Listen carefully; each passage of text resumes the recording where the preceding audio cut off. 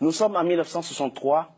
Le président Sylvanus Olympio décide de rompre les accords monétaires avec la France et frapper une monnaie nationale. Il sera assassiné 3 jours plus tard. Thomas Sankara voulait ce qu'il appelle pour son pays une autonomie économique. Il sera assassiné lui aussi. Laurent Gbagbo ne cachait pas sa frustration par rapport au franc CFA. La suite, on la connaît, il sera cueilli à froid dans son bunker présidentiel par l'armée française. C'est quoi? Qu'est-ce qui se passe derrière?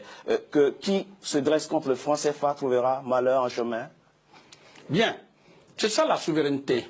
Ça veut dire, fondamentalement, la France n'a jamais donné l'indépendance, n'a jamais donné une véritable souveraineté aux pays africains. C'est ça. Parce que l'indépendance politique ne peut être affermie que par l'indépendance économique.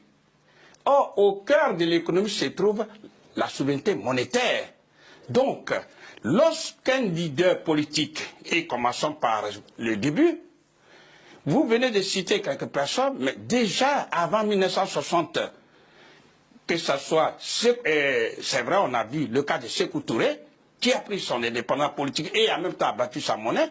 Général de Gaulle lui a créé tous les problèmes, nous le savons. Mais après lui, il y a eu Djibo Bakary du Niger, qui a été chassé par les Français pour mettre Amani Diori. Ensuite, nous avons eu Modibo Keïta du Mali, en 62. En 62, pardon, excusez-moi. Modibo Keïta était une et lui avait déjà vu. Mais toutes les tractations, tout a été fait pour pouvoir finalement créer une inflation galopante. En un mot, Modibo Keïta est mort en prison, empoisonné. Ensuite, il y a eu, comme vous le dites, en 1963, Sylvanus Olympio, qui justement devait mettre sur la place publique sa monnaie, mais le 13 janvier 1963, il a été assassiné froidement. Ensuite, il y a eu ce qu'on pourrait appeler François Nguetta Tombalbaye du Tchad, qui a été aussi bombardé par les Français le 13 avril 1975. Le Libyen Kadhafi, qui justement voulait mettre la monnaie africaine en marche et a dégagé tous les moyens. Et le 20 octobre 2011, il a été tué par la France et les autres pays alliés à la France. Et enfin, le président Laurent Gbagbo.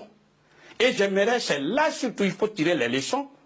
Lorsque la France a compris que le président Gbagbo n'avait plus d'autre choix que de battre sa monnaie, eh bien, la France a donné l'ordre et toutes les banques en Côte d'Ivoire ont été fermées immédiatement, sans sommation. Et les réserves de votre pays, la Côte d'Ivoire, ont été bloquées. Non seulement ça, mais ce que je voudrais qu'on comprenne, parce que beaucoup n'ont pas encore compris, hélas.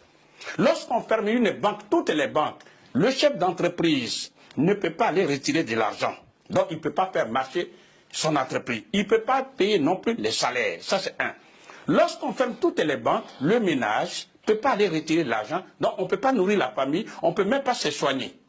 Du coup, on organise ce qu'on appelle un blocus, un chaos économique pour obliger la population à se retourner contre le président Laurent Gbagbo dans ce cas d'espèce. Ça veut dire c'est une arme puissante que détient la France pour pouvoir maintenir en esclavage moderne déguisé tous ces 15 pays d'Afrique qui utilisent sa propre monnaie. Il faut que les Africains sachent ça.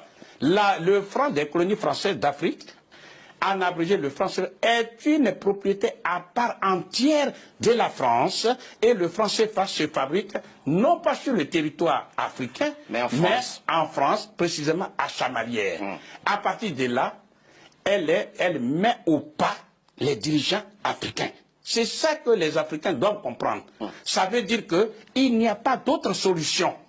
Si ces pays veulent se développer, il n'y a pas d'autre solution que de rompre de façon unilatérale avec le franc des colonies françaises d'Afrique.